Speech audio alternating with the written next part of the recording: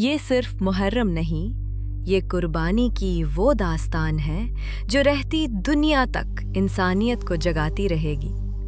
کربلا کی زمین پر پیاسا بچہ علی اصغر، باوفا بھائی عباس اور نواز رسول حسین، سب نے صرف ایک بات سکھائی: حق کے لیے سر دے دینا، مگر باطل کے سامنے جھکنا نہیں۔ حسین نے سجدے میں سر کٹا دیا، لیکن یزید کے ظلم کو تسلیم نہ کیا۔ آج اگر ہم آزاد ہیں، اپنے دین پر عمل کر رہے ہیں، تو یہ انہی شہیدوں کی قربانیوں کا نتیجہ ہے۔ آئیے محرم میں صرف غم نہ کریں، بلکہ حسین کی فکر، صبر اور سچائی کو اپنی زندگی کا حصہ بنائیں۔